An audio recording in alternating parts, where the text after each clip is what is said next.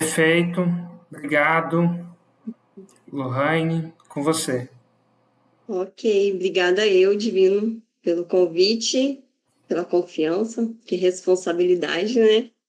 Obrigada a todo mundo que aceitou o convite de participar dessa palestra. É mais uma conversa, né? É uma explicação rápida e sucinta sobre o tema abordado.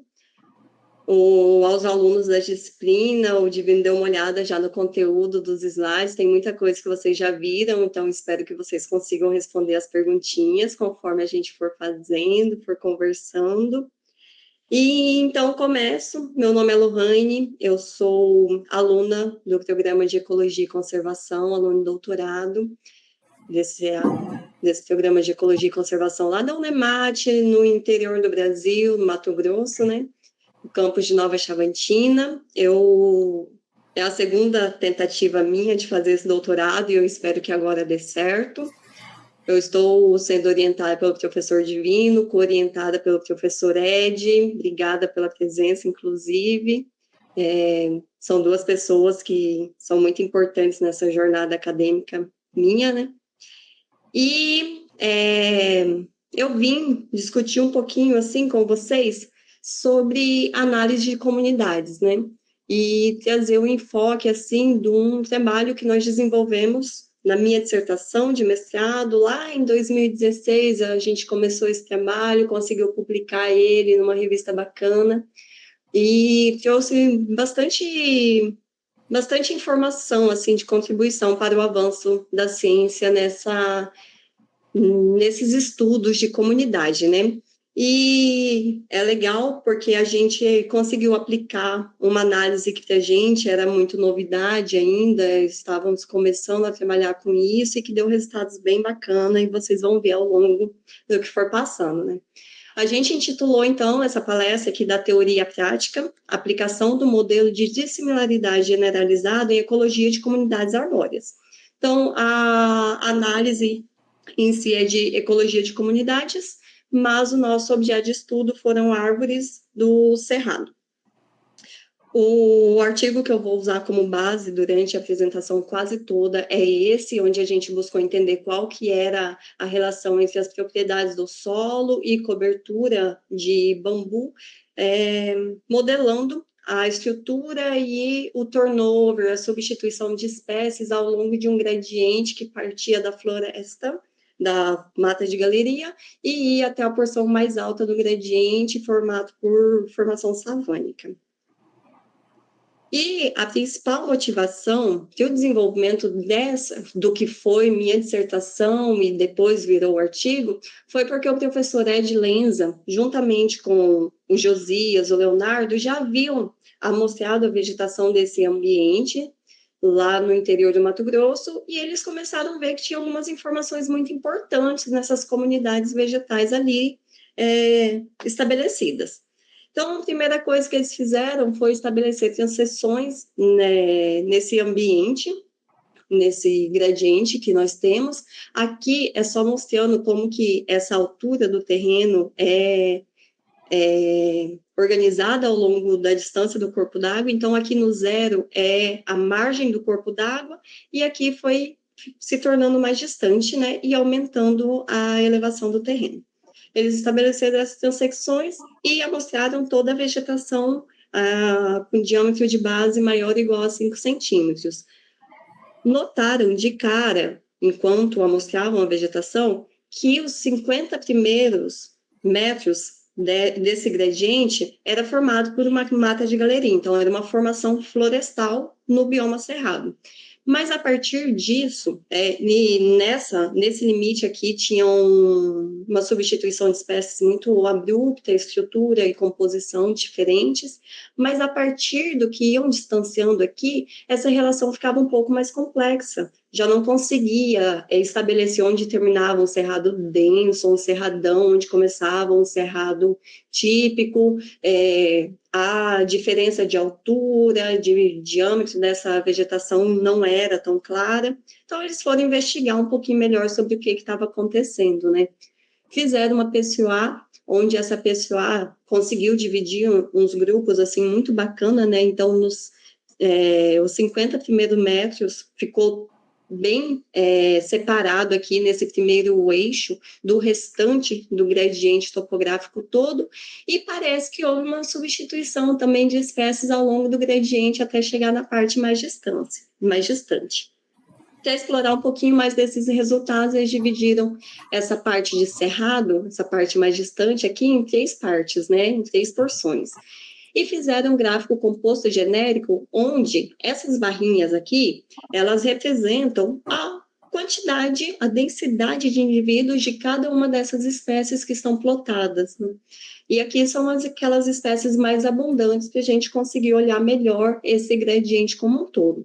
Então, eles perceberam que tinham espécies que ficavam ali mais restrita à porção inicial desse cerrado, algumas espécies que tinham densidades diferentes, mas distribuídas ao longo do gradiente todo, e algumas que ficavam mais restritas à porção superior desse gradiente.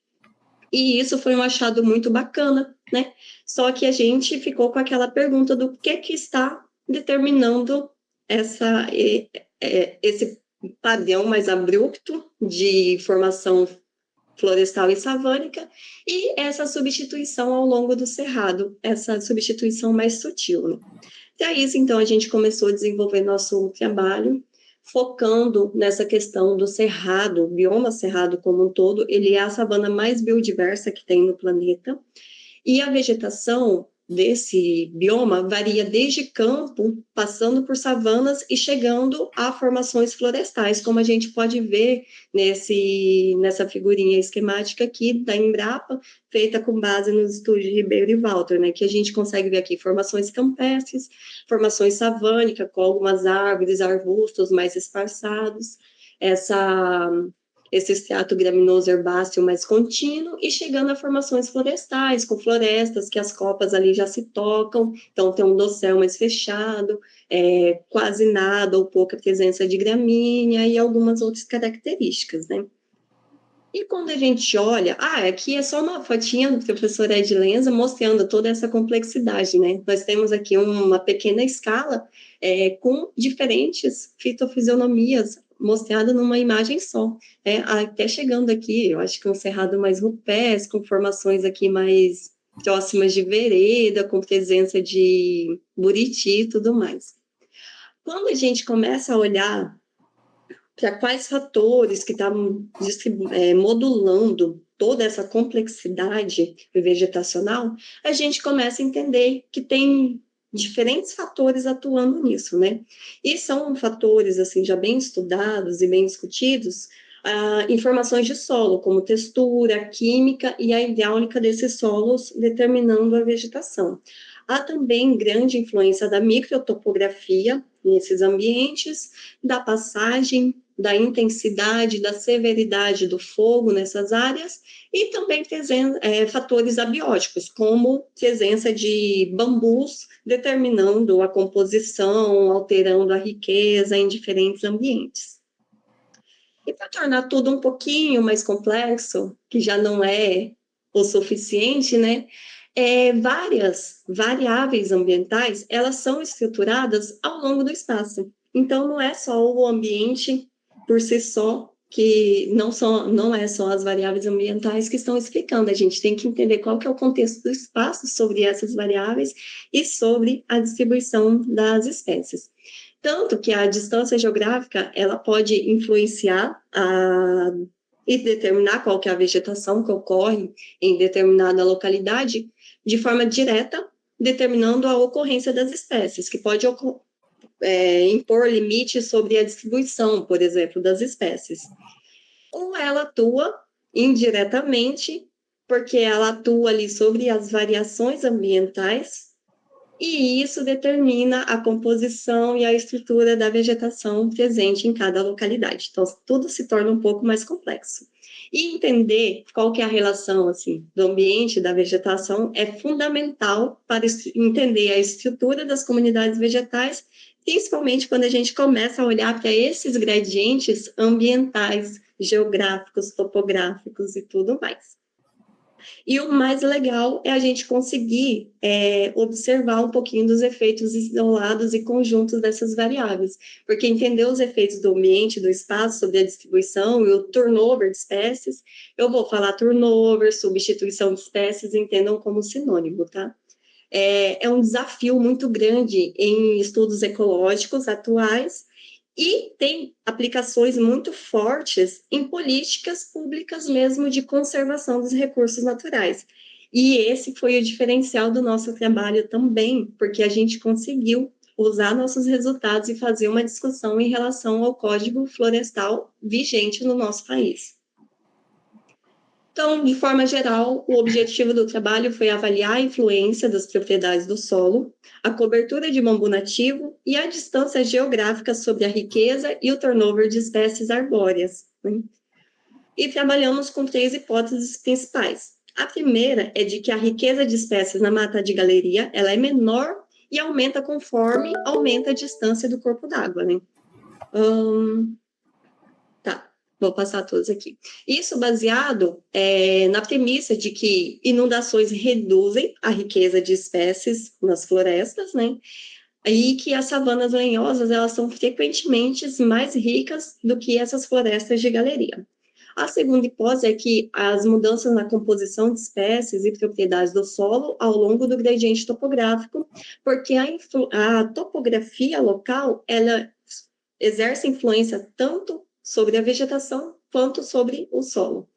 E que parâmetros ambientais, como propriedades do solo e cobertura de bambu, ao longo desse gradiente, eles são mais críticos para o turnover de espécies do que o espaço ali medido pela distância geográfica propriamente dito, né?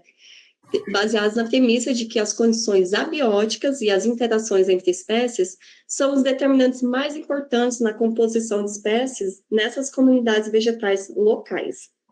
E para testar esses objetivos, nós baseamos nossa metodologia lá no primeiro trabalho realizado também, só que aí nós sentimos a necessidade de olhar para esse gradiente topográfico completo, então nós pegamos da margem do rio até a parte mais elevada do gradiente topográfico, estabelecemos 3 transecções.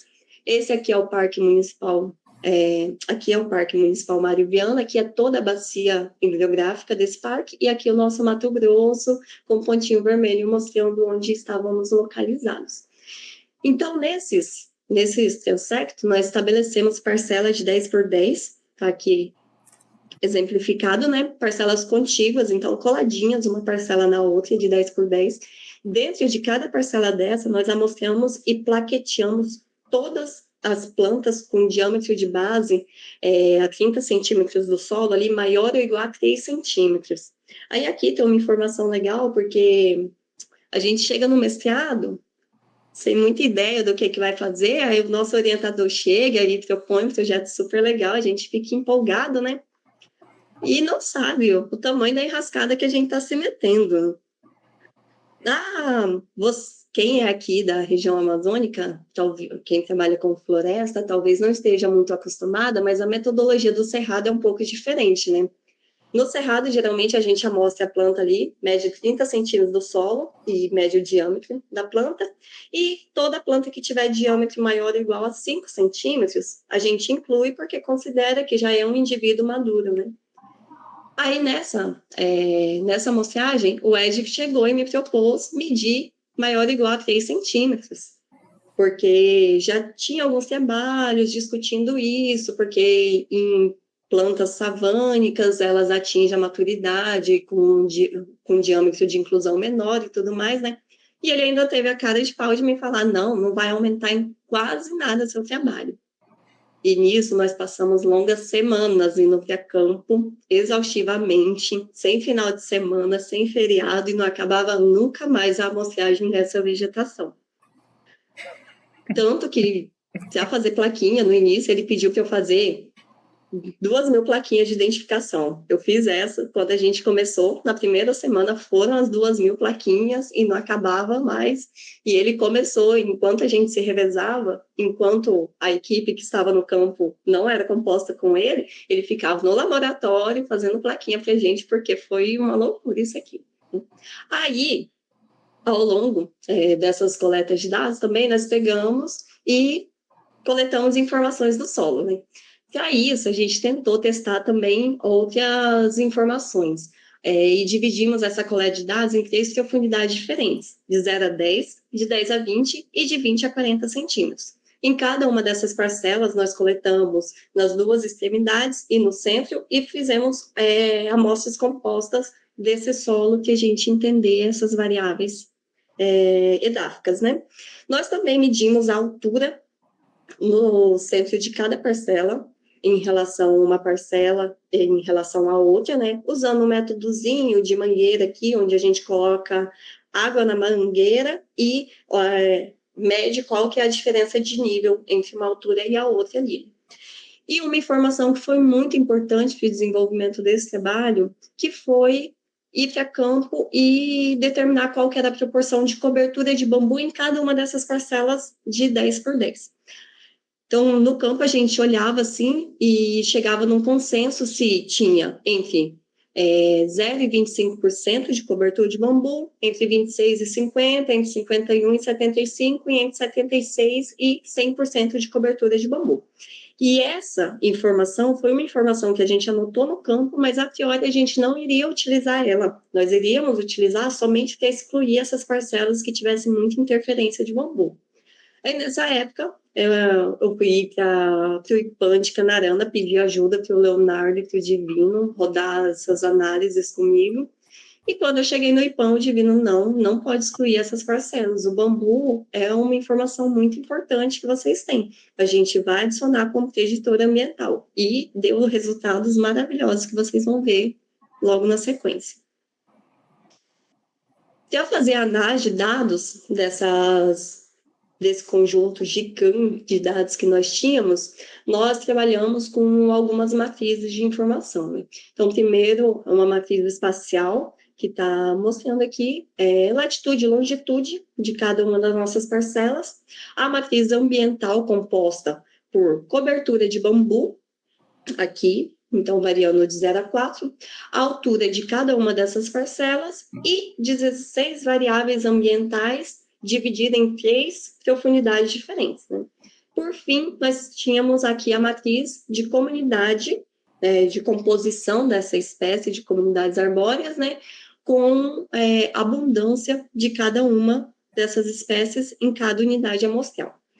Para realizar nossas análises, nós fizemos uma análise de multicolinearidade, a fim de reduzir essas respostas muito parecidas e inflar os nossos modelos, né? Adotando o VIF ali, maior ou igual a 3, para cortar variáveis fora. A princípio, nós fizemos uma parte de análise descritiva e depois nós fomos ver a parte de contribuição do ambiente do espaço. Né? Então, para descrever a nossa comunidade, nós realizamos uma rarefação, depois uma PCOA e, por fim, um gráfico genérico composto. Já para entender a relação entre os preditores e a riqueza de espécies, nós fizemos um modelo linear generalizado, um GLM, e selecionamos um modelo mais parcimonioso com base no critério de informação de Acaique. E para entender a relação do ambiente, do espaço e da substituição de espécies, nós rodamos um modelo de dissimilaridade generalizada, que é o GDM. Esse GDM, ele usa GLM em sua função de ligação. Então, é um modelo composto e eu vou abordar um pouquinho mais dele aqui para vocês entenderem. Todas as nossas análises foram realizadas em ambiente R, com muitas lágrimas e sofrimento. Aqui eu faço uma pausa na explicação do artigo, só para vocês conseguirem ter uma noção mais geral do que é esse GDM, por que a gente escolheu ele, por que é uma análise tão robusta, né? Essas informações eu peguei a partir desse guia aqui. Todas as referências que eu estou usando nessa apresentação eu posso passar depois para o Divino e ele disponibiliza para todos os alunos, ou assim como qualquer um que estiver assistindo a palestra me solicitar, eu também posso compartilhar. Então, o GDM é uma modelagem de dissimilaridade generalizada, né? Diferença entre composições. E é um método poderoso e único para caracterizar e prever a diversidade beta. Aí aqui a gente faz uma observação, porque até então eu vinha falando sobre a abordagem do trabalho, que é o quê? Turnover de espécie, substituição de espécies, né? E aqui a gente vê uma análise que é focada até a diversidade beta. Então, um é sinônimo do outro? Não, não é. A diversidade beta é um conceito mais amplo. Ela é definida como grau de dissimilaridade ou diferenças existentes, né, em termos de espécies presentes e abundâncias, entre as comunidades de sítios diferentes, né, de sítios distintos.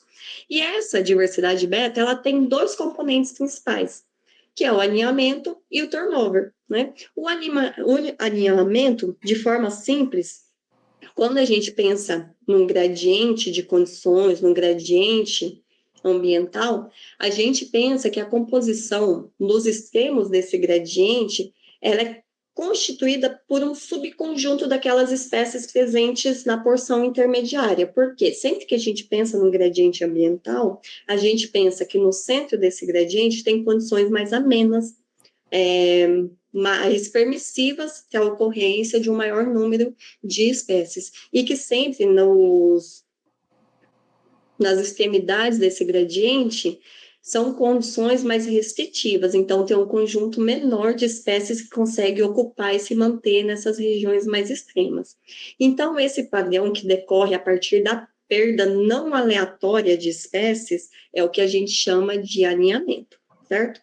E o turnover é a troca de espécies entre localidades. Pode ser por meio de seleção de espécies pelo meio ambiente, seja por restrições históricas e espaciais, ou até mesmo por interações entre conjuntos de espécies diferentes. E essa substituição, ela pode ocorrer simplesmente porque existe uma grande variedade de espécies nessas áreas e elas vão se sucedendo no ambiente e no tempo de forma mais ou menos aleatória, mais ou menos estocástica. É esse o que a gente vai dar ênfase completamente aqui, né? E para isso eu fiz um esqueminha. Os alunos da disciplina têm que bater o olho nisso aqui e conseguir entender. Se não conseguir entender, depois a gente conversa, mas tem que entender isso aqui, porque eu sei que vocês viram isso durante a disciplina. Então, aqui nós temos três situações diferentes. Aqui é um gradiente espacial ou temporal. Pode imaginar que esse seja um sítio, são sítios amostrais em localidades diferentes, ou o mesmo sítio amostral em tempos diferentes. Pode ser que seja uma amostragem que fez lá em 2016, uma que vai fazer em 2026 e uma que vai fazer em 2036, por exemplo. Ou pode ser uma amostragem que eu fiz aqui em Capitão Poço, fui para Irituia, coletei lá e depois em São Miguel do Guamá, por exemplo, né? Então é espaço ou temporal. Onde nós temos comunidades arbóreas, e as árvores estão bonitinhas, né? Essa comunidade A, ela é composta por três espécies diferentes. Espécie preta, azul e espécie vermelha. A espécie azul tem 3 indivíduos, vermelha tem 3, a preta tem 4, então é uma comunidade mais ou menos aqui, com uma equitabilidade, meu Deus, quase que eu não lembro, mais ou menos próximo de zero ali, que não tem muita dominância de uma espécie, né? Então, beleza, guarda essa informação aqui de 3 espécies compondo essa comunidade A. Eu cheguei ali no tempo 2 ou no espaço 2 e eu notei que apareceu uma espécie diferente aqui. Essa espécie verdinha não aparecia na comunidade, né? Interessante, tem alguma coisa acontecendo aqui. Quando cheguei no tempo 3, eu notei que minha espécie verde, ela conseguiu se estabelecer mais nesse ambiente, mas a espécie azul sumiu. Aí eu vou comparar, assim, faço uma análise de diversidade. A análise de diversidade deu o mesmo valor, comparo a riqueza é o mesmo valor, tem 3 espécies na comunidade A, 3 espécies na espécie B. Então, não houve perda de espécie, não houve perda de diversidade, mas houve o quê? Uma substituição na composição dessa vegetação, dessas comunidades aqui ao longo do espaço do tempo. E é justamente isso que a gente vai ver ao longo desse trabalho todo, certo? Eu espero que tenha ficado claro. Qualquer coisa a gente volta aqui depois. Então, de forma geral, a gente escolheu o GDM para trabalhar com isso, que era uma análise na nossa época, assim, relativamente nova. Eu estava aqui em 2016, né, começando a dissertação, ainda não nem tinha ouvido falar nessa análise, foram os coautores que indicaram e tudo mais. Só que é uma análise que vem, como vocês podem ver nesse gráfico aqui, ela vem ganhando muito destaque ao longo dos anos. Ela vem sendo muito utilizada devido à robustez e entregar resultados muito pertinentes, né? Aqui é a quantidade de publicação ao longo dos anos, e em 2021 nosso artigo deve estar colaborando aqui com essa métrica. Então, de forma geral, o uso tem aumentado desde seu desenvolvimento. É uma análise muito robusta, porque a diferentes contextos a gente pode utilizar ela, seja para ambientes terrestres, aquáticos, marinhos, pode ser em escala local, regional, continental, global. Tem diversos estudos sendo desenvolvidos nesses contextos. É uma análise muito útil para grupos taxonômicos altamente diversos, aqueles resultados que a gente, aquele conjunto de dados que a gente não nem pensa assim como vai analisar de tão complexo que está as informações, mas ele também é utilizado tanto para genética e filogenética, né? Que a gente, trabalhando com plantas, quando a gente vai analisar a composição, por exemplo, a gente trabalha com 160, 200 espécies de árvores, mas em genética, quando tem trabalhos usando o GDM que vai analisar conjuntos de genoma, assim, então são diferentes, nossa, muitas centenas de informações para conseguir analisar, então ele é muito eficiente para esse tipo de informação. Esse formato do GDM mais atualizado, ele suporta diferentes formatos de dados de biodiversidade, seja presença e ausência, seja abundância de espécies, seja aquele formato de lista, formato longo, de matrizes, tudo mais. É indicado, não erro aqui, ninguém viu, tá bom? É mais indicado o uso de preditores contínuos, quando a gente vai inserir no modelo, do que categóricos, mas ele também aceita formatos como categoria, que a gente usou mesmo o formato de cobertura de bambu como categoria de 0, 1, 2, 3 e 4, né? Então, quanto mais categorias forem inclusas, mais robusto fica essa análise. E usa tabelas, matrizes, até mesmo raster ambientais, e dá uns resultados muito legais e fáceis de interpretar. Essa análise ela vai pegando todas as nossas parcelas e vai fazendo comparação par a par de todo o conjunto de dados. O ajuste é baseado em todas as variáveis incluídas no modelo, e o modelo ele também permite a inclusão de P máximo aqui, né, da probabilidade máxima para escolher quais são as variáveis significativas para aquele modelo. A distância geográfica é um preditor adicional que, caso a gente esteja procurando entender qual que é a ação do espaço nesse conjunto de dados, a gente consegue, mas ele não é obrigatório. Pode fazer outros conjuntos de preditores e testar outras perguntas em relação, né? O modelo usa, como eu falei, ele usa o GLM como função de ligação, e faz ajuste à spline, porque consegue capturar melhor relações que não são lineares entre preditores e respostas, conseguem dar respostas mais robustas em relação a isso. Então, fazendo esse recorte aqui para o que foi o GDM, o que é o GDM, a gente volta aqui para o nosso trabalho com a parte dos resultados que nós obtivemos, né?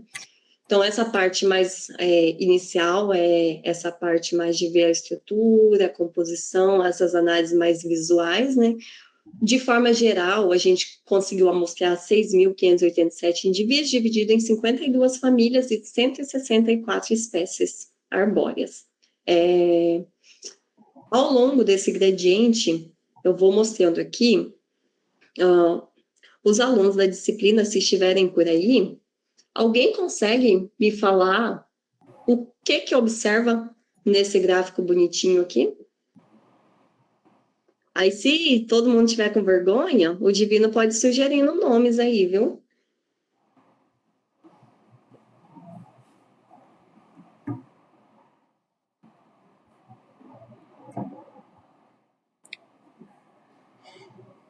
Eu acho que vai ter que sugerir, hein, Divino? Alguém É? consegue? Em ordem alfabética ou aleatória? Vai aleatório aí. Hum, Alguém então, tem. Então, hum, ó, Micheline. olha, Pode falar, pode Micheline. falar. Oi, oi. Oi. Posso estar totalmente errada, mas analisando aqui rápido, dá para perceber que esse gráfico ele representa a mudança de diferentes espécies, no caso, Perfeito. ao longo de um gradiente de vegetação que aparentemente está medido em metros, né? Lá embaixo. É um Perfeito. pouquinho ruim a imagem para mim. Ai, E aí dá para a gente observar que alguma dessas espécies ela tem uma distribuição ampla ao longo do gradiente como inteiro, que são essas primeiras no caso, tá mais da metade para cima, tipo a Sclefera morototônio, acho que é isso que tá dando para ler. Enquanto as outras são mais restritas, no caso elas têm um intervalo mais restrito. Acho que é isso. Não sei se certo. também questionar o Ah, padrão de abundância dela, né? Que certas delas apresentam algum tipo, ou algum pico de abundância, no caso, em algumas regiões específicas. É isto. perfeito. Obrigada pela colaboração. E principalmente essa parte final que você falou é o principal ponto aqui desse gradiente. Então, é isso mesmo, é um gradiente aqui da vegetação, de distância do corpo d'água, né? E as barrinhas representam justamente essas abundâncias mesmo das espécies. Então, nesse caso que você falou aqui, ó, da Chiflera morototone, por exemplo, ela está restrita apenas aos 50 primeiros metros do gradiente. Então, nessa área de mata de galeria. Nós temos esse conjunto todo de espécies aqui, ó, que elas ocorrem somente, tem a distribuição restrita à mata de galeria. Como você falou, ao longo desse gradiente tem espécies que são mais generalistas, elas estão distribuídas desde a porção mais próxima do corpo d'água até a parte mais alta do terreno e mais distante do corpo d'água. Por exemplo, essa espécie de Myrsa, que a gente não conseguiu identificar o epíteto dela, ela tem a abundância dela aqui, ó, tem um pouco de abundância na mata de galeria, e essa abundância ela vai ali, ó, oscilando ao longo do gradiente, mas ela ocorre em todo o gradiente, certo? Tem a Taquigária vulgaris, que também tem a abundância ali que oscila ao longo do gradiente, mas que tem uma distribuição mais geral, assim, ao longo do gradiente todo. E o contrário desse padrão aqui também ocorre, que são aquelas espécies que são distribuídas, que estão distribuídas somente naquela porção mais alta do terreno e mais distante do corpo d'água. Aqui temos o exemplo aqui da Stereovata, da Neateífera. Então, elas não ocorrem, não têm densidades ao longo dessa parte mais próxima do corpo d'água e mais baixa do terreno, e a distribuição delas está restrita nessa outra região, né? E de forma geral, a gente consegue ir vendo aqui, ó, pega na diagonal ascendente, a gente consegue ver essa alta rotatividade na composição de espécies, né? Então, espécies mais próximas do corpo d'água, chegando até as espécies mais distantes. E outra informação que a gente consegue ver aqui é essa clara diferença entre essa porção inicial e o restante do gradiente, né? Porque a relação aqui de substituição ela se torna muito mais complexa ao longo desse gradiente do que se a gente for pensar só nos primeiros 50 metros e o restante, né? Então, muitas espécies ficaram restritas aqui a 50 metros iniciais e outras ocorreram ao longo do gradiente todo, né? E isso tudo mostra o quanto essa comunidade arbórea ela é muito complexa em relação à sua composição. Aí, para a gente conseguir... Pode falar, Divino. Volta no slide anterior. É só uma contribuiçãozinha, Lohane, ali enquanto você respira, né? Eu acho que esse gráfico é bem legal, assim, e na disciplina, né, de comunidades, a gente falou apresentou ali uma parte mais teórica, histórica, né, do desenvolvimento de comunidade, tem essa visão contrastante lá entre os conceitos de comunidade de Clements e Gleason, né, que eu acho que esse é um exemplo bem legal, né, porque dá para ver que parece, por exemplo, nos primeiros metros ali, a gente tem uma comunidade que o início e o fim da ocorrência das espécies se sobrepõem, né? Que se encaixa um pouco dentro do conceito de comunidade fechada do Clements, né? E então que essa comunidade mais associado né, a floresta da floresta ripária. E aí, ao longo do restante do gradiente, a substituição de espécies, ela já é mais aleatória, né? Aonde começa a ocorrência de uma espécie não é necessariamente padronizada, né? Então você tem uma substituição mais aleatória da espécie, que às vezes começa a ocorrência, depois ocorre mais no final do gradiente, enfim, que já está um pouco mais, encaixa um pouco, né, dentro dos conceitos mais básicos de comunidade aberta do Gleason. Então, enfim, é um gráfico, né, de espécies que ajuda a entender um pouco esses conceitos ali contrastantes entre a comunidade aberta e fechada. Obrigada, Divino, e é bacana, principalmente na disciplina, a gente ficar fazendo esses links mesmo, com toda a parte ali mais teórica e conceitual, né? Aí as coisas começam a fazer sentido, quando a gente vai vendo como que isso está estruturado, de fato, nas nossas comunidades. Aqui, então, é uma PCOA que a gente fez, a cor indica a distância do corpo d'água, de verdinho mais claro aqui, mais próximo do corpo d'água, até a parte mais distante em azul escuro, né? E a informação de presença ou ausência de bambu, a presença de bambu em triângulozinho, ausência em círculozinho. De forma geral, nesse primeiro eixo a gente consegue ver, assim, essa substituição na composição de espécies de acordo com a distância do corpo d'água, né? Então, a composição ela vai variando de forma mais gradual nessa porção final do gradiente, a forma mais abrupta aqui no inicial, como a gente já viu naquela imagem também. A gente pode olhar aqui para a presença ou ausência do bambu numa mesma distância do corpo d'água e parece que as parcelas onde tem bambu, elas não se agrupam ali com as parcelas que não tem bambu, né? Então, a gente começou a questionar o que acontecia aqui. A composição parece diferente, será que é o bambu que está tornando essa composição diferente? Então, a gente começou a levantar algumas questões e decidiu partir para analisar essas nossas dúvidas, né? E aqui a gente chega, então, na nossa análise, que é um pouquinho do foco e que o Divino vai conseguir trabalhar com vocês depois da palestra, que é o GDM, né?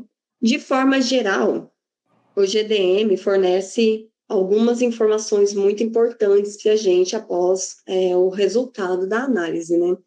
Esse aqui já é um modelo que eu rodei depois da seleção de espécies e foi esse modelo que a gente usou para publicar o artigo, mas como a gente não tinha salvo o sumário, eu rodei ele aqui semana passada, só para a gente dar uma olhadinha em quais informações que esse modelo dá para a gente, né? Então, a primeira coisa que a gente vê aqui no sumário do GDM, ele dá informação de data, hora, ano, tudo certinho de quando a gente rodou ele. Então, não dá para a gente mentir para o nosso orientador com questão de datas, porque ele vai bater o olho e vai ver essa informação. Aqui, ele está me falando que fez cerca de 2.700 comparações de conjunto das nossas unidades amostrais. Aqui ele está me falando que eu incluí a minha variável espacial ali, minha distância geográfica, e ele dá essa informação aqui, ó, que é a quantidade, o percentual da a porção de explicação que o modelo deu em relação à substituição de espécies que nós encontramos. Então, de forma geral, esse modelo explica cerca de 62% dessa mudança de composição nas nossas unidades amostrais. Então, todas as variáveis que a gente inseriu e foram significativas, como a altura da parcela, cobertura de bambu, variáveis do solo, a distância geográfica, elas explicam 62% da substituição de espécies entre minhas unidades amostrais. E isso, para a ecologia de comunidades, é um resultado muito importante, né? Que a gente conseguiu capturar bem quais são as variáveis ambientais que estão determinando essa composição no nosso gradiente, né? E aqui ele vai ranqueando os nossos preditores que a gente incluiu no modelo de acordo com a importância. Ele usa aqui, né, então, os 3 splines dele e faz essa soma de coeficientes. Então, quanto maior for o valor dessa soma de coeficientes, mais importante para o modelo foi a minha variável. Então, aqui a gente já pode ver que a altura da parcela foi a variável que mais contribuiu para o nosso modelo. E isso tem algumas discussões, porque a altura da parcela, ela estrutura outras variáveis ao longo desse gradiente e tudo mais, e o artigo a gente aborda bastante. Depois tem uma partezinha aqui do zinco, mas só mostrando que ele faz esse ranqueamento do que mais contribuiu para o que menos contribuiu. Aí um gráfico muito legal que ele dá como resultado também é esse gráfico aqui mostrando aqui no eixo X é a distância ecológica e no eixo Y é a substituição de espécies observada. Então, cada pontinho dessa foi uma comparação par a par que esse modelo fez. Então, ele pegou a minha unidade amostral 1 com a minha unidade amostral 2 e comparou, criou uma bolinha. Pegou a unidade amostral 1 e a 3, comparou, fez outra bolinha. E isso com todo o conjunto de dados, né? E aqui ele vai mostrando, então, que quanto mais diferente é o nosso conjunto de dados de preditores, mais diferente é a composição de espécies entre essas parcelas. Aí, com essa informação, a gente consegue, então, passar para olhar cada uma dessas variáveis como que contribuiu com o turnover de espécies. Aqui eu deixei só colocando, né, que foi cerca de 62% explicado pelo nosso modelo. Aqui tem 2 informações diferentes. Primeiro é distância do corpo d'água, a altura da nossa unidade amostral e a cobertura de bambu é uma informação só, porque é só uma informação que a gente coleta, né? Foi lá, mediu a altura da parcela, é essa. Qual que era a distância em relação ao corpo d'água e quanto que aquela parcela era coberta de bambu. Já quando a gente vai olhar para as variáveis de solo, a gente amostrou naquelas 3 profundidades diferentes que eu comentei lá na metodologia, certo? Então, elas aparecem aqui. E teve variáveis, por exemplo, o zinco, que ela foi importante para o nosso modelo em todas as 3 profundidades de solo. Mas teve variável como fósforo, por exemplo, que somente essa porção de 20 a 40 centímetros de profundidade que teve uma significância para o nosso modelo. Aqui a gente padroniza, então, o nosso eixo X pela variável que teve maior contribuição. Como vocês viram no modelo anterior, então, a altura da parcela, né? A gente pega, então, e observa no eixo X os valores dessa minha variável altura de parcela, aqui é essa distância ecológica parcial, né? Então, quanto essa variável influencia nessa dissimilaridade composicional. Então, esse tipo de gráfico que o GDM nos fornece, ele é muito simples de analisar, que é só a gente observar qual que é a tendência dessas curvas aqui com a nossa preditora, né? Então, a gente observa que aqui, entre 0 metros de altura até 10 metros de altura, há uma grande inclinação dessa reta, né? Dessa curva, não é uma reta, né? Então, a gente entende que de 0 até 10 metros de altura, há uma grande substituição de espécies no nosso conjunto de dados. Então, a dissimilaridade entre essas parcelas é muito grande. A partir de 10 metros de altura, continua aumentando a dissimilaridade, mas de forma bem mais contida ali, né? Olhando que a distância geográfica, até cerca de 200 metros de distância de uma parcela a outra, a mudança da composição também é mais acentuada, a partir disso ela se torna mais retinha. A cobertura de bambu, partindo de 0% até os 100% de cobertura de bambu, influencia nessa substituição de espécies no nosso gradiente. O zinco nas 3 profundidades, quanto maior a concentração de zinco, maior vai ser a diferença na nossa composição. E da mesma forma, a gente consegue analisar todas as outras variáveis. Ao longo do artigo, a gente escreveu cada um desses resultados e discutiu cada um deles. Não vou ficar aqui porque fica muito cansativo, né? E, por fim, o último resultado muito interessante que o GDM nos proporciona é essa partição de variância, que é entender o que cada um desses componentes nosso está explicando de forma separada ou de forma conjunta. Aqui nós temos de 0 a 100% da explicação, e aqui nós temos a informação do ambiente, puramente. Do ambiente, então, altura da parcela, cobertura de bambu e variáveis edáficas, né? Do espaço, puramente em preto, espaço era só a distância de uma parcela e outra, e o quanto dessa variação estava relacionada a quais dessas variáveis ambientais elas estão estruturadas ao longo do espaço, né? Então, de forma geral, a gente viu que 80% da nossa explicação era somente do ambiente, uma porção muito irrisória ali foi explicada somente pelo espaço, e cerca de 20% foi explicada por essa união entre o espaço e o ambiente, né? O ambiente estruturado ao longo do espaço. Com esses resultados, nós elaboramos uma discussão muito bacana sobre a complexidade desses fatores ambientais que estão determinando comunidades ao longo de gradientes ecológicos, topográficos, e água para essas plantas, porque é um agente muito importante para determinar a composição e estrutura da vegetação. E eu deixo como sugestão a leitura desse artigo nosso, com certeza. Está uma leitura muito fluida, muito interessante para entender um pouco mais sobre esses arranjos. E, por fim, eu só queria dar ênfase assim na nossa discussão de políticas públicas mesmo, principalmente porque estamos na disciplina, num curso de pós-graduação, formando cientistas, e eu espero que futuros gestores também atuando nessa linha de frente, né? E publicando e tomando iniciativas mesmo de preservação.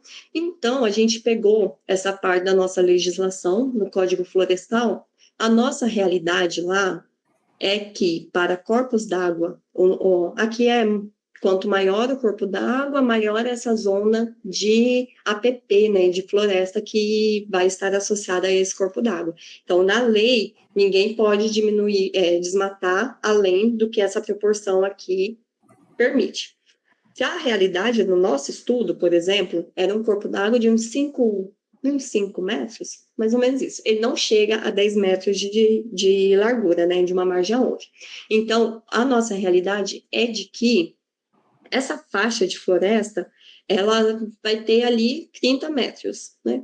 Porque é muito raro os casos de um dono de área que vai deixar mais do que o exigido pela lei. Geralmente é o contrário, né? Tentam burlar a lei para desmatar um pouquinho mais, avançar um pouco mais com a agricultura, com a pecuária ou diversos outros usos do solo, né? Aí, em várias conversas que a gente tem, assim, com pessoas que não são da nossa área, surgem esses questionamentos, porque quando a gente começou a discutir isso, colegas nossos que são da agronomia, por exemplo, falaram que não, olha, a única função desse mato aqui é manter o corpo d'água.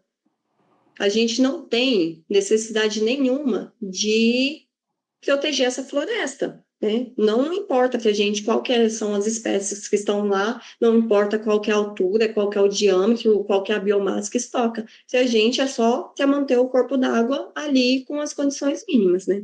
Só que aí, quando a gente vai analisar qual que é a função de uma floresta dessa, a gente percebe que é muito mais complexo que isso, né?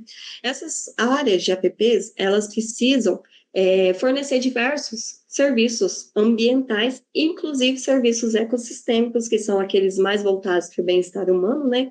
Como garantir a integridade da água e controlar ali a entrada de luz, de nutrientes, evitar a acumulação excessiva de detritos nessas áreas e tal. Então, essa largura da faixa de vegetação, de floresta associada ao corpo d'água, ela tem que proteger toda a biodiversidade existente nessa vegetação e, assim, manter e garantir os serviços ecossistêmicos, né? Então, dentro de todo esse contexto que eu fiz, que desenvolvemos ao longo do artigo, eu deixo uma pergunta para todos, e principalmente para os alunos da disciplina, depois vocês têm a oportunidade de discutir isso conosco, se na nossa realidade 30 metros é o suficiente para a gente alcançar todos os objetivos dessa floresta. De forma geral é isso, obrigada pela paciência até agora. Eu abro para sugestões, para críticas, para observações e fiquem à vontade, sem vergonha. Excelente, obrigado, Lohane. Acho que conseguiu, né, muito bem passar tanto ali a parte teórica básica, né, dessa análise, e também um exemplo prático de como da aplicação em si, né, que foi esse trabalhinho desenvolvido ali que a gente conseguiu publicar. Tá. Então, com isso, a gente abre aí para perguntas, né? Quem quiser responder a pergunta da Lohane ou fazer uma pergunta, tá aberto aí. Podem ficar à vontade. O Rafael, pode falar? Boa tarde, Lohane. Boa tarde a todos. Boa tarde, Rafa. Parabéns pela apresentação. Muito bom. Obrigada. Eu tinha uma dúvida, Lohane. Vem acompanhando alguns trabalhos durante essa aula, né, que trouxe aí alguns seminários para a gente. E a gente está se deparando com essa questão do tamanho das APPs e tal. Mas o teu trabalho que desenvolveu aqui, que a gente não tem muito essa realidade, né, do cerrado em relação aos corpos hídricos. Se existe variação de altura de lâmina d'água durante algum período do dia ou do ano. E aqui, por exemplo, a gente tem muito isso, né? Essa variação grande de corpos d'água, sobe, desce e tal. Queria saber se esses 50 metros eles sofrem com influência de inundação ou não, né? Se tem influência direta do solo encharcado, solo de tipo, só para poder compreender um pouco a questão do trabalho. Perfeito, Rafa. Obrigada pela colaboração, pelo questionamento. Rafa, no Cerrado depende muito de qual que é essa vegetação ripária que nós estamos observando, né? Nesse caso específico, esse corpo d'água lá, ele tem um gradiente de inclinação, de elevação da margem muito grande. E esses 50 metros d'água, de distância da floresta ali, ele está muito associado a cheias sazonais nesse corpo d'água. No Cerrado, a gente tem um período curto de chuvas, né? E onde a concentração e precipitação fica mais concentrada em poucos meses. Quando está numa condição normal de clima e chove bem durante esses meses entre final e início do ano, essa mata nossa que a gente analisou, ela fica embaixo d'água, assim, não ela toda, né, porque é alta, mas ela fica associada a essa lâmina de água.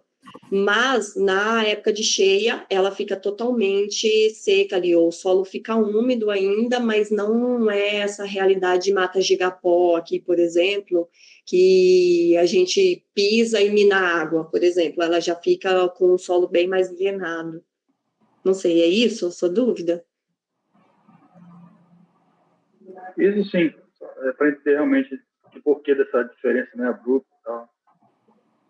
Uhum. Na composição, né? Não, é isso. E na nossa discussão a gente vem falando muito sobre essa informação da água no solo como um importante preditor. E nesse trabalho a gente não teve a oportunidade de mensurar essa umidade no solo, né? Mas com certeza exerce muita influência sobre as comunidades arbóreas. Acho que uma coisa interessante no Cerrado é que parece que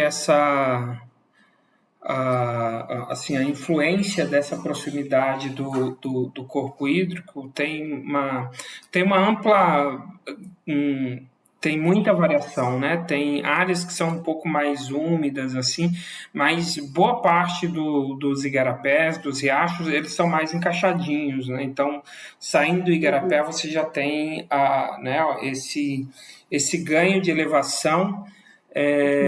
E durante as grandes cheias você tem muita coisa vindo, e por isso eu acho que tem muita dessa influência na composição de espécies, né, que está associado justamente ao curso d'água em si, né, as espécies mais de floresta frequentemente colonizando esses ambientes, se estabelecendo, e um pouquinho das condições ambientais também, em termos de acesso à água, permitindo elas a se fixarem nesses ambientes. Então, quando você olha ali o gradiente em função da distância do riacho, você tem essa substituição muito, muito rápida, né, da comunidade. Que é bem, enfim, interessante. Eu acho que difere bastante do que a gente observa para, pelo menos, boa parte da Amazônia. Quem mais? Pergunta, comentários? Nossa, gente, de jeito eu vou achar que vocês não entenderam nada. Não é possível. Oi, professor. Oi, Lohane. Boa tarde. Olá. Tudo bem? Muito bom também. Gostei muito. A pergunta que eu ia fazer era muito parecida com a da Rafael, que a gente trabalha aqui, né? Então, a gente sempre verifica essa questão dessa mudança de... Como é que eu posso dizer assim?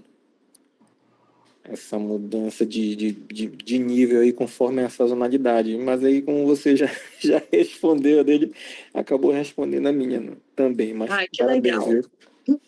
O importante é não ficar com dúvida. Obrigada Isso, com pela certeza. colaboração.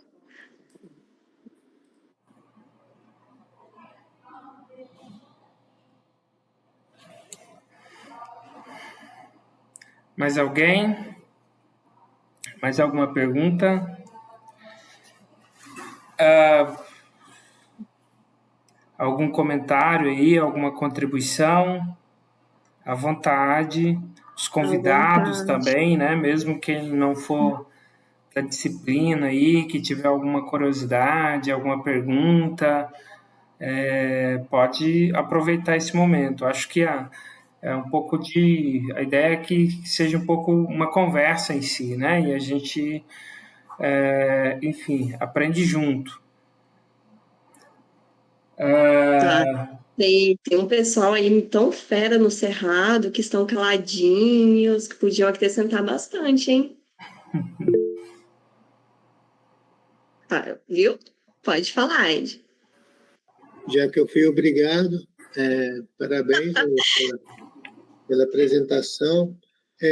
Os meninos perguntaram a respeito do nível da água, né? Nós não medimos a umidade do solo por falta de recurso financeiro, de fato, mas a altitude do terreno, nós medimos a altitude, a altura do nível de cada parcela em relação ao corpo d'água, como sendo indicativo ou um proxy da disponibilidade de água para as plantas.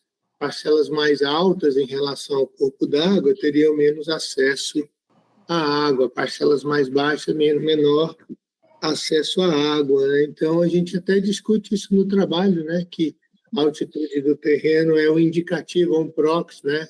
Que a gente usa a palavra proxy, da umidade relativa do solo, né? Não é uma medida direta, mas mostra muita coisa para a gente, principalmente essa substituição de espécies a partir de 50 metros, né? E outra coisa curiosa desse trabalho é que a gente mostra, sim, uma substituição abrupta de espécie a partir de 50 metros, mas ela não para nos 50 metros. Ela continua além dos 50 metros por distâncias muito maiores. E essa, sim, seria uma implicação para, em termos de conservação e manejo dessa vegetação associada a corpo d'água, né? Os 30 metros previstos pela lei em corpos d'água menores não se aplicam sequer para a mata de galeria inundável, que são os primeiros 50 metros. Né? E a gente não tratou disso exatamente aqui, mas a Lola sabe que os primeiros, se a gente vai caracterizar o tipo de vegetação, os primeiros 50 metros é o que a gente chama de mata de galeria. A gente tem uma faixa de mais ou menos 50 metros, que é o cerradão. Depois ele começa a mudar para cerrado denso gradativamente, que muda gradativamente para cerrado típico. Então, dentro daquela escopo da discussão entre Clements e Gleason, né, quando a gente apresenta isso, todo professor apresenta, e a gente pergunta, as comunidades são fechadas ou abertas? Na verdade, não é nenhuma das duas coisas, né? A gente está... O Clements e o Gleason tinham uma discussão conceitual, na verdade, né? O que a gente tem na natureza são comunidades que variam desde comunidades mais próximas de comunidades fechadas até comunidades mais próximas de comunidades abertas. Nesse trabalho fica bem claro, né, que os primeiros 50 metros ali se comportariam mais ou menos como comunidades mais ou menos fechadas. E aí, a partir dos 50 metros, comunidades mais ou menos abertas. É mais ou menos isso. Né? Então, é só para explicar, tentar relacionar a disponibilidade de água, não só a mudança na composição de espécies, porque a Lola mostrou a mudança na composição de espécies, há também a mudança no tipo de vegetação. Né? Então, a gente tem diferentes comunidades ao longo desse gradiente ambiental. Né? Eu não sei se ajudou a responder a pergunta dos meninos. Em relação à tarefa que eu dei para a Lola no mestrado, eu vou plagiar aqui a Mercedes fala muito que a gente só espreme laranja que sabe que dá caldo. Né? Então, a Lola é um excelente exemplo de laranja que dá muito caldo. Né? Por isso que eu te ofereci. Tá bom? Eu acho que é muito obrigada. Obrigado, Divino. Obrigado, Lola. Espero que tenha contribuído, tá bom? Com certeza. Bacana. Ed, mas você tem um tempinho aí só para, enfim, uma conversa aí? Eu tenho, claro. Só uma pergunta ali, eu não sei, para saber um pouco a sua opinião, assim, né? Eu acho que uma das coisas que a gente discutiu um pouco enfim, dentro desse trabalho, né, e assim, o GDM, a gente discute muito a parte de a gente utiliza ele para explicar a substituição de espécies, né, o turnover, que é uma parte da diversidade beta. Enfim, eu queria se você tem lido alguma coisa sobre o aninhamento, né, da comunidade e o que você acha, enfim, se esse tipo de métrica, como métrica de aninhamento, a gente consegue relacionar com o fator de perturbação, assim, por exemplo, uma área que passou e filtro ambiental, né, para as comunidades, enfim, é mais uma...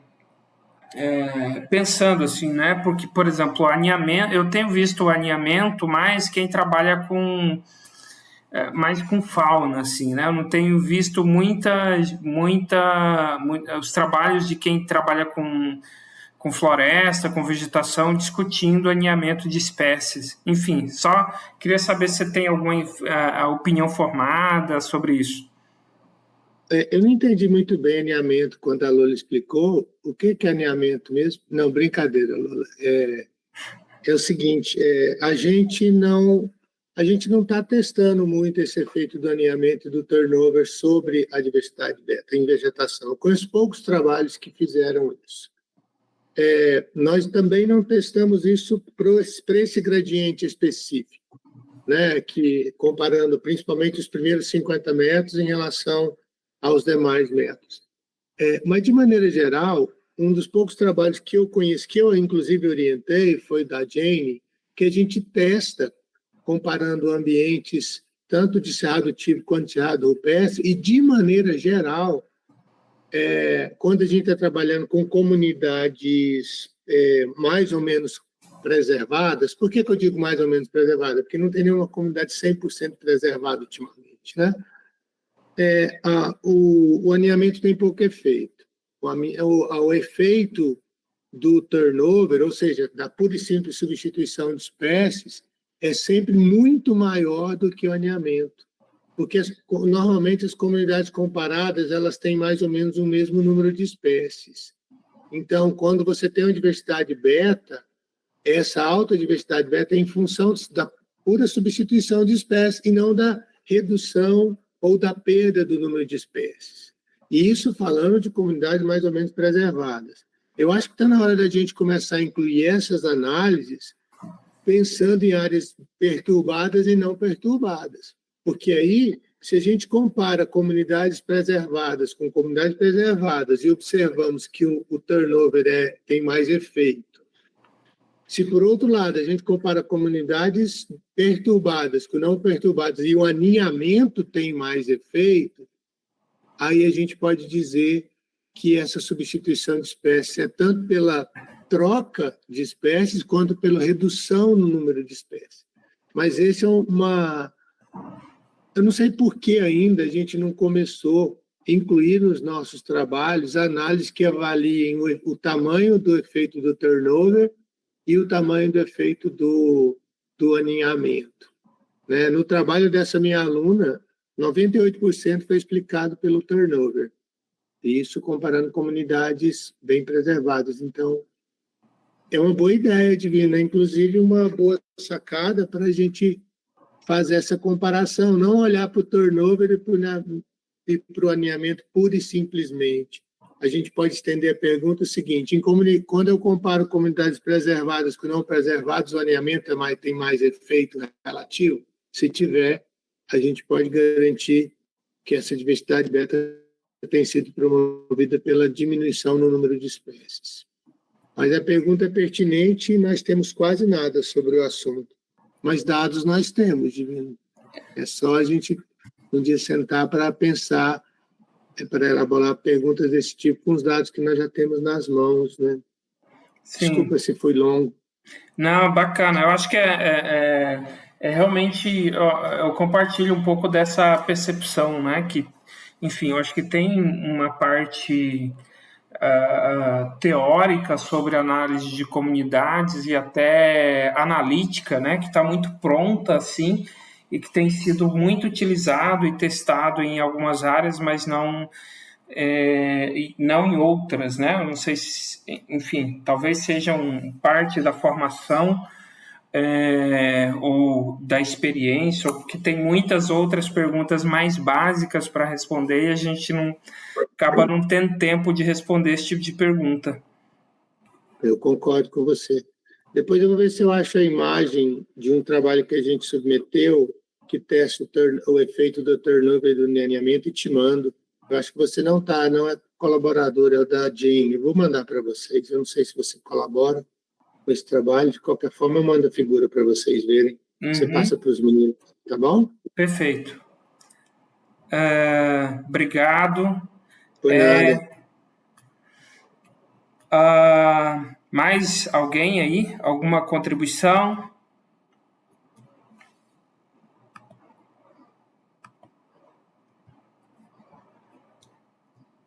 Não? Deixa, quando eles forem fazer a análise, aí vai surgir muitas dúvidas. Bacana. Então, eu queria agradecer novamente aí a Lohane, né, que topou apresentar esses resultados para a gente. Eu acho que fomentar um pouco essa discussão, que eu acho que é bastante pertinente ali para o entendimento sobre os padrões, né, os processos que estruturam as comunidades naturais, né, tanto de plantas, e que é válido também para as comunidades, né, para as assembleias dos diferentes grupos de fauna. Enfim, obrigado, Lola. Bem legal a sua palestra aí, obrigado, parabéns. E, enfim, vou deixar a Lola falar alguma coisa aí, e depois disso a gente, acho que fecha ali uns 10, 15 minutinhos de intervalo, e a gente volta tentando fazer a parte prática. Certo, obrigada, Divino, novamente pela oportunidade. Eu gosto muito de falar, né? Foi tudo feito em cima da hora, mas com muito carinho, e eu espero muito que tenha surgido algumas questões assim na cabeça de vocês, esclarecido outras. Obrigada pela paciência, pela galera que é de fora e que nunca nem ouviu falar de análise de comunidade, mas veio para dar aquela super contribuição moral, né? E qualquer coisa, tem meu contato, manda mensagem, manda e-mail e a gente vai pensando sobre essas análises ecológicas. Perfeito. Obrigado. 10 minutinhos, então, de intervalo, e a gente volta nesse mesmo link.